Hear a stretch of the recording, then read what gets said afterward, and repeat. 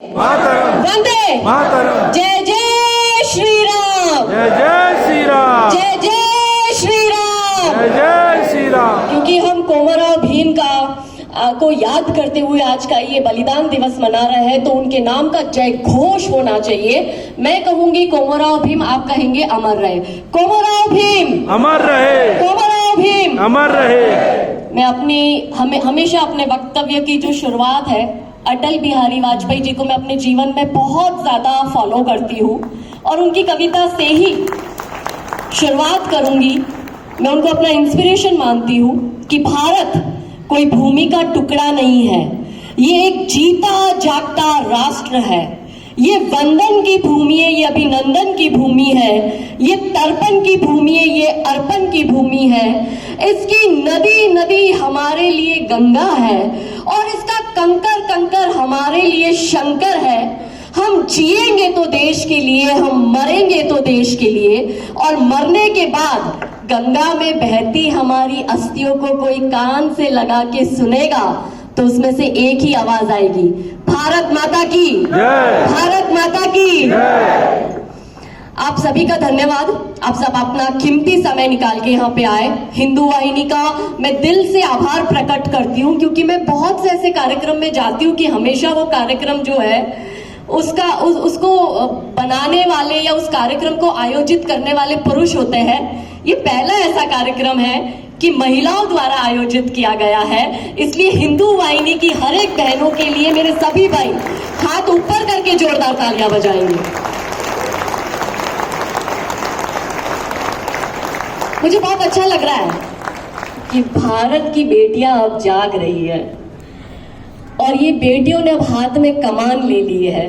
जब ब्रह्मा विष्णु और महेश तीनों विफल हो गए ना, तब उन्होंने दुर्गा का आह्वान किया था और मुझे लगता है कि अब हिंदू वाहिनी आ गई है मैदान में इन विधर्मियों को मारने काटने के लिए।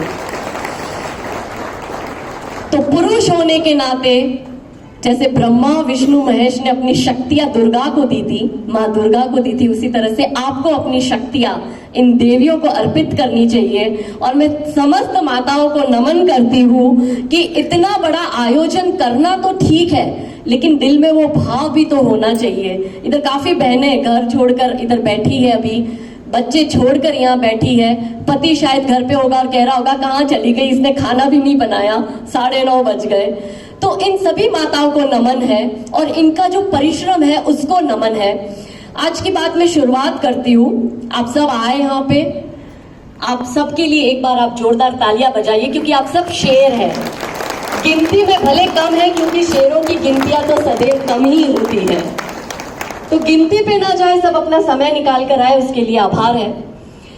हम धर्मांतरण की बात करते हैं और जब लव जिहाद का मुद्दा निकला है, और मैं ना बोलूं ऐसा तो हो नहीं सकता, क्योंकि विधर्मियों के घर में घुस के हमारी बेटियों को लेके आई हूं और उनको अच्छे से धमका के आई हूं कि अगर हमारी तुम्हारे यहाँ आई ना तो तुम्हारी भी हम नहीं छोड़ेंगे।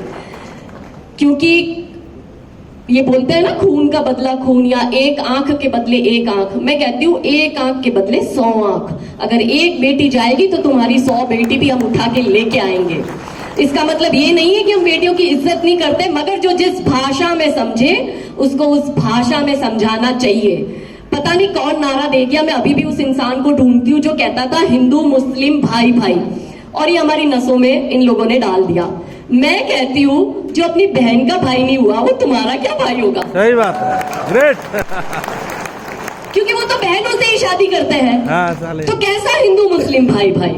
तो ये इतना बड़ा जुमला है जो हमारी रगों में तो इस तरह से नसों में भर दिया है कि अगर हम हमारे घर में भी बात करते, और अगर मैं बाकी सबका छोड़ू और अपना पर्सनल एक्सपीरियंस कहूँ, तो मेरे घर वालों ने भी, परिवार के काफी लोगों ने कहा कि काजल तू तो हिंदू मुस्लिम क्यों करने में लगी है।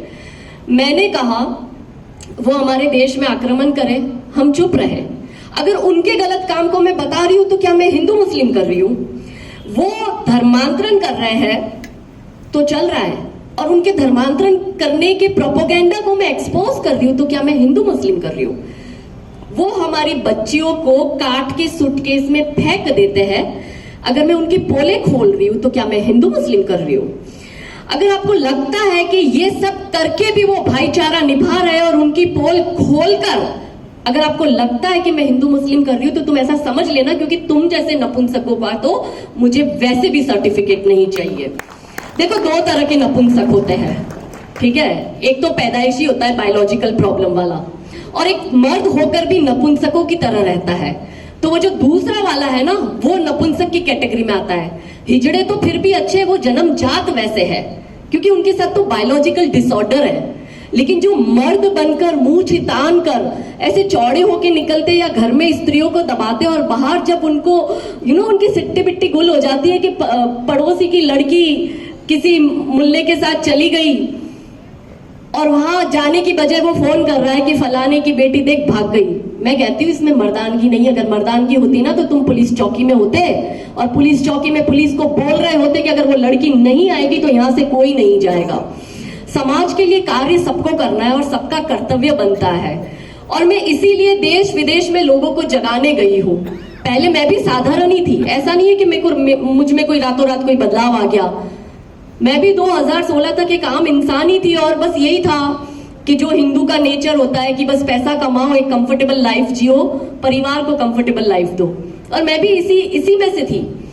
पर जब 2016 में, आपको याद होगा, जवाहरलाल नेहरू यूनिवर्सिटी में भारत की बर्बादी के नारे लगे, और उस वक्त मैं अपनी चैम्बर में थी और सामने टीवी लगा था और ये सब चल रहा था, तो मुझे इतना झटका लगा कि भारत में और राजधानी में भारत की बर्बादी के नारे लग रहे हैं।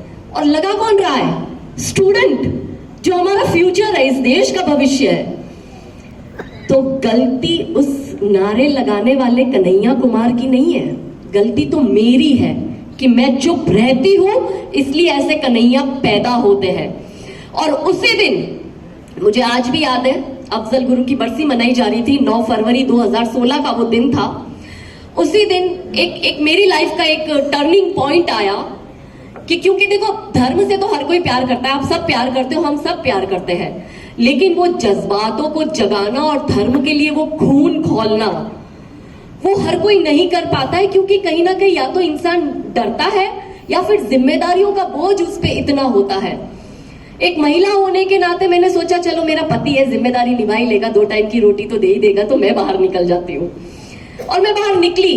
मैं उस इंसिडेंट के बाद में इतनी डिस्टर्ब रही कि ऐसे करते करते 6 महीने निकल गए, और अगस्त आया। अगस्त का महीना आया, मैं तब तक इतनी डिस्टर्ब थी, किसी को लग रहा है नॉर्मली तो है, भारत की बर्बादी का नारा ही तो लगा है, अफजल हम शर्मिंदा है, तेरे कातिल जिंदा है, हिंदुत्व की कब्र खुदेगी, ऐसे सब नारे ही तो लग रहे थे। पर मेरे लिए वो कंप्लीटली मेरा जीवन बदल दिया। मैं कन्हैया कुमार को दिल से थैंक्स कहती हूँ, क्योंकि उस दिन अगर कन्हैया कुमार ने नारा नहीं लगाया होता तो ये काजल की आंखें नहीं खुलती। तो मैं कहती हूँ कि जैसे रावण के लिए राम जी आए थे, कंस के लिए कृष्ण आया था, वैसे कलयुग के कन्हैया के लिए इस काजल का जन्म हुआ है। और मैं मेक श्योर करूंगी कि हर घर में एक काजल को खड़ी करूं। इसलिए मैं अपने छोटे छोटे बच्चे छोड़कर भी बाहर जाती हूं, ताकि हिंदुओं को जगा पाऊं। जैसे मैं जागी हूं वैसे वो भी जागे, और जैसे मैंने कमान हाथ में ली वैसे मैं उनको जागरूक करके आऊं कि आप भी अपने हाथ में ये कमान लीजिए और धर्म की रक्षा के लिए आगे आए। उसके बाद में मुझे जब हेमलता जी ने कहा कि आप थोड़ा सा बताइएगा कि शुरुआत कैसे हुई, तो इस तरह से शुरुआत हुई थी। लेकिन मेरे आगे सबसे बड़ी कठिनाई महिलाओं के आगे आती है परिवार की, और परिवार ये कहता है कि अच्छी खासी जिंदगी तो जी रही है, तो क्या ये मोर्चा लेके चली जाती है। तब मैंने कहा कि अगर जैसे एक घर एक महिला बहुत अच्छे से संभाल सकती है, तो मुझे लगता है देश में जो पुरुष है वो भी सोए हुए, तो देश की महिलाओं को आगे आना होगा और इस देश को संभालना होगा। अगर घर की महिला होम मिनिस्टर बनकर घर संभाल सकती है, तो हर एक महिला इस देश की होम मिनिस्टर बने और इस देश को संभाले, और फिर देखते हैं कि कौन बर्बादी का नारा लगाता है। उसके बाद में मैंने इन लोगों को एक्सपोज करना शुरू करा। मुझे मेरे बच्चों के लिए धमकी आई कि वो जिस बस में जाते हैं उसका बॉम्ब ब्लास्ट हो जाए, तुम्हारे पति का मॉब लिंच हो जाए, तुम्हारे चेहरे पे एसिड फेंक दे, तुम्हें गैंगरेप कर दे। एक बार तो रिकॉर्ड ये भी टूटा कि मेरे को एक दिन में 20,000 गालियां पड़ी है।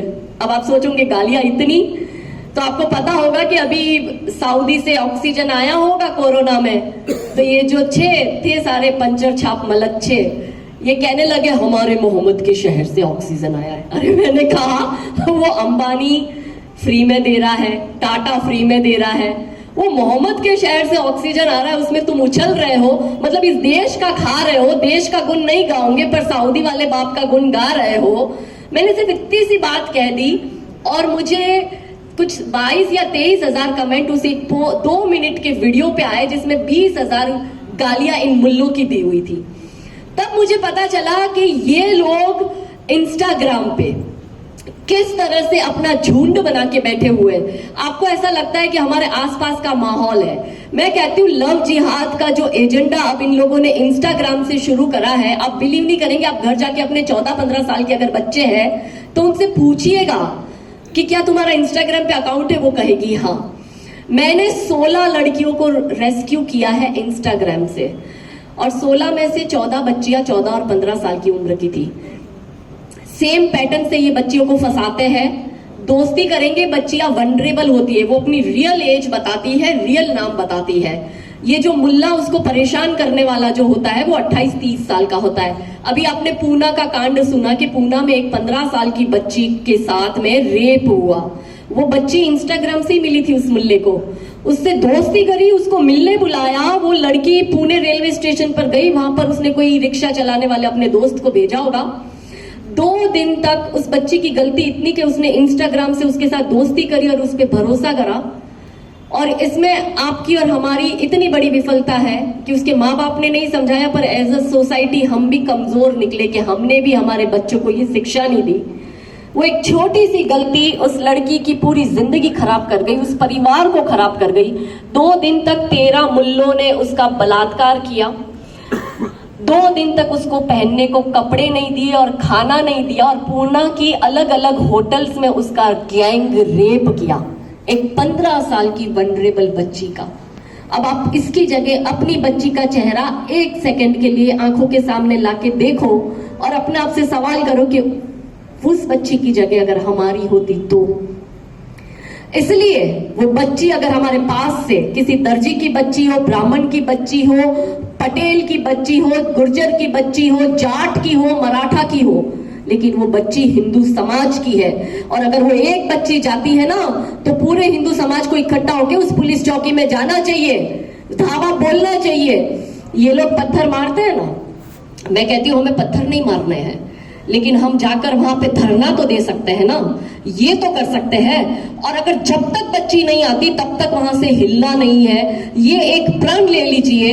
महिलाओं से विनती है कि फोन कर कर फलाने की बच्ची भागी या उसकी बच्ची भागी की गॉसिप करने की बजाय अगर आप सारी महिला झुंड बनाकर उस पुलिस चौकी में जाके पुलिस वाले को बोल देना कि अगर रात तक बच्ची नहीं आई तो तेरी शामत है, तो महिलाओं से तो अच्छे अच्छे डर गए, फिर ये पुलिस क्या चीज है।